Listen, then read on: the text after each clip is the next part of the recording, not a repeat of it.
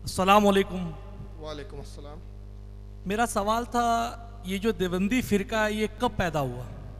अरे सवाल आपने ऐसा कर दिया कि पूरी तकरीर करनी पड़ जाएगी। किसी ने आला हज़रत से यही पूछा कि देवबंदी कब से है। तो आला हज़रत ने एक जुमले में जवाब दिया, जब से मुनाफिक है। समझ रहे हो? चलिए बहरहाल मैं बताता हूँ, 2 मिनट रुक जाइए ज़रा, मैं किताबें जमा दूँ क्योंकि फिर मुझे निकलना है।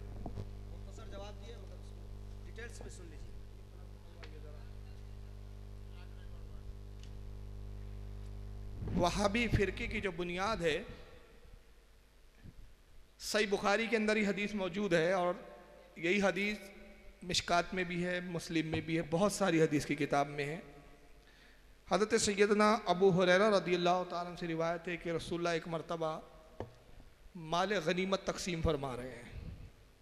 जंग से कुछ माल आया हुआ था, उसको तकसीम कर रहे थे। हुजूर की आदत करीमा थी कि जो असहाब बद्र थे, जिन्होंने जंग बद्र में शिरकत की थी, 313 असहाब जो थे, उसमें से 3 अफराद जंग बद्र में, या 13 अफराद शहीद हुए थे और 310 सहाबा हयात थे। तो हुजूर की आदत करीमा थी कि जब कोई भी माल तकसीम करते तो असहाब बद्र को दुगना हिस्सा देते थे, इसलिए कि उन्होंने इस्लाम का उस वक्त साथ दिया जब कोई इस्लाम का साथ देने वाला नहीं था।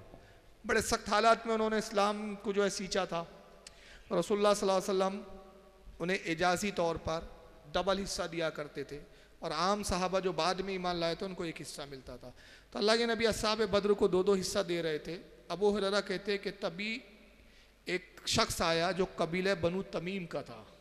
कबीले का नाम क्या था? कबीले बनु तमीम। उसका एक नौजवान आया, उसका नाम था ज़ुबुल खवैसरा।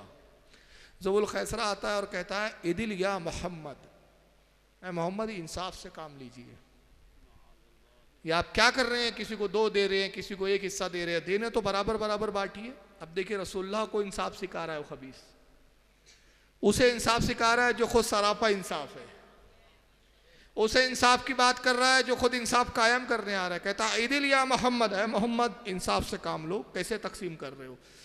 तो आका सल्लल्लाहु अलैहि वसल्लम जलाल में आया और फरमाया, बदबख्त वैलक वैलका, तुझ पर खराबी हो, तुझ पर तबाह हो जाए तू खबीस। अगर मही इंसाफ से काम ना लूँ तो रुए ज़मीन पर फिर इंसाफ करने वाला कौन रह गया है?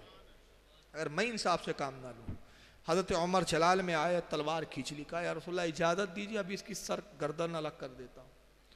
तो नबी ने कहा, उमर तलवार म्यान में रख दी, कोई अकेला नहीं है, अगर ये अकेला होता तो मैं इसको कत्ल करवा देता, तो तू मेरी उम्मत से फितने को रोक लेता, मगर ये अकेला नहीं है, ये एक पूरी कौम के साथ है, इस जैसे इसकी कौम में बहुत है, और इस कौम से कुछ लोग निकलेंगे जो दीन की तबलीग करेंगे मगर दीन से उनका ताल्लुक़ ना होगा। फिर वही अल्फाज है जो पहले हदीस में गुजरे, कुरान पढ़ेंगे मगर हलक से कुरान इनके उतरेगा नहीं, दीन से ऐसे निकल जाएंगे जैसे तीर कमान से निकलता है, यहाँ तक के कि इनका आखिरी दस्ता, आखिरी गिरोह दज्जाल के साथ खुरूज करेगा। ये सही बुखारी में भी मौजूद है, ये हदीस मुस्लिम में भी और मिशकात के अंदर भी मौजूद है और भी किताबों में मौजूद है। तो ये कबीला किस कबीले से था? ये ज़ुबुल खवैसरा मालूम है आपको? भूल गए, अभी तो नाम लिया मैंने। कबीले बनु तमीम से। और इसके अलावा भी कुछ रिवायतें आती हैं कि हुजूर ने कबीले बनु तमीम पर हमेशा लान तान किया। सही बुखारी के अंदर और सही मुस्लिम में हदीस आती है कि कबीले बनु तमीम के कुछ लोग आए, अल्लाह के नबी ने फरमाया कि बशारत कबूल करो, ए कबीले बनु तमीम के लोग बशारत कबूल करो और ईमान पर इस्तिकामत इख्तियार करो। उन्होंने कहा, मोहम्मद हम तो ईमान ला चुके, हम बशारत नहीं चाहते, माल चाहते, हमें पैसा दीजिए।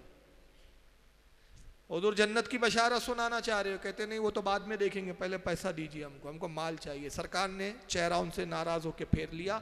उसके बाद फिर कुछ यमन के लोग वहाँ मौजूद थे, अल्लाह के नबी ने यमन वालों से कहा कि ऐ अहले यमन, तुम बशारत कबूल करो कि कबीले बनु तमीम वालों ने, नजद के लोग थे, ये नजद का कबीला था, कबीले बनु तमीम कबीला भी नजद का था, इन्होंने तो बशारत कबूल करने से इनकार किया, तुम बशारत कबूल करो। तो उन्होंने कहा, या रसूलल्लाह हमने अल्लाह और उसके रसूल को इख्तियार कर लिया। हुजूर ने उनको बरकत की दुआ दी, चुनांचे उन्हीं कबीले से, यमन से ओवैसल करनी पैदा हुए, जलील क़द्र वली। और अल्लाह के नबी ने फरमाया कि शाम और यमन वो है जहाँ पर अब्दाल पैदा होंगे।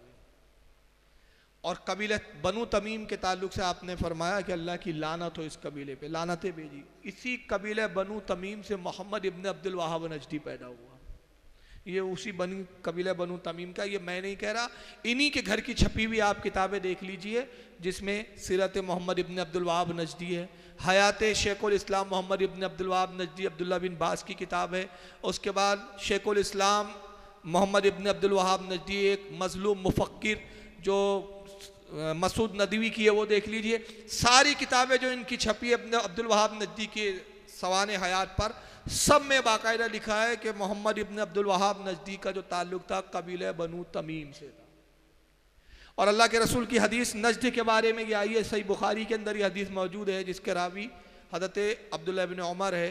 वो कहते हैं कि अल्लाह के नबी सल्लल्लाहु अलैहि वसल्लम ने दुआ की और दुआ करते हुए कहा, अल्लाहुम्मा बारिक लना फ़ी शामिना, अल्लाहुम्मा बारिक लना फ़ी यमनिना। यमन और शाम के लोग मौजूद थे, दुआ की सरकार ने, परवरदिगार बरकत नाजिल फरमा मुल्क यमन में और मुल्क शाम में।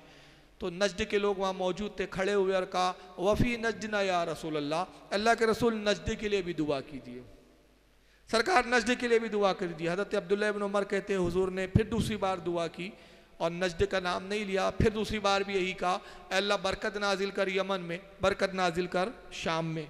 दोबारा नजद के लोगों ने फिर कहा, या रसूलल्लाह नजद के लिए भी दुआ कर दीजिए। हुजूर ने नजद के लिए दुआ नहीं की। 3 बार जब यह मामला हुआ तो अब्दुल्ला इब्न उमर कहते हैं तीसरी बार जब उन्होंने कहा नजद के लिए दुआ कीजिए, तो आका ने फरमाया, मैं नजद के लिए कैसे दुआ कर सकता हूँ कि वो फितनों की ज़मीन है, वहाँ पे जलजले होंगे, फितने पैदा होंगे और वहाँ से शैतान का गिरोह निकलेगा, शैतान का गिरोह निकलेगा। चुनांचे हुजूर ने नजद के लिए दुआ नहीं की। मोहम्मद इब्न अब्दुल वहाब नजदी नजदी का पैदा हुआ है। इन लोगों ने खुद लिखा कि उनकी पैदाइश नजद के शहर ओईना करके इलाका है और फिर वहाँ से वो दरैया आया। आज इन्होंने, क्योंकि हदीसों में नजद की बुराई आई थी, नजद के बारे में हदीसें मौजूद है, तो इस जिल्लत से बचने के लिए अब नजद मुल्क को तो ख़त्म नहीं कर सकते थे, उसका नाम चेंज करके नजद का नाम बदल के अब क्या कर दिया, रियाद।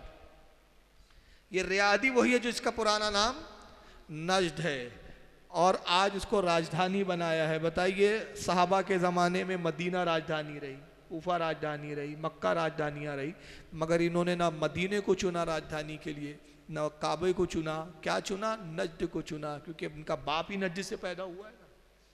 और फिर मोहम्मद इब्न अब्दुल वहाब नजदी के मानने वाले 2 गिरोह में बटे हैं। एक अपने आप को अहले हदीस कहते हैं, जिन्होंने कहा कि हम किसी इमाम की तकलीद नहीं करेंगे, और दूसरे देवबंदी हुए जिन्होंने कहा हम तकलीद तो इमाम आज़म की करेंगे मगर अकीदा और नज़रिया मोहम्मद इब्न अब्दुल वहाब नजदी वाला रखेंगे। तो वहाबियत की इब्तिदा जो है वो तो ज़ुबुल खवैसरा से हुई, बीच में फ़िरका ख़त्म हुआ तो दोबारा इसकी तजदीद जो है मोहम्मद इब्न अब्दुल वहाब नजदी से हुई, मतलब ये इसकी असल है।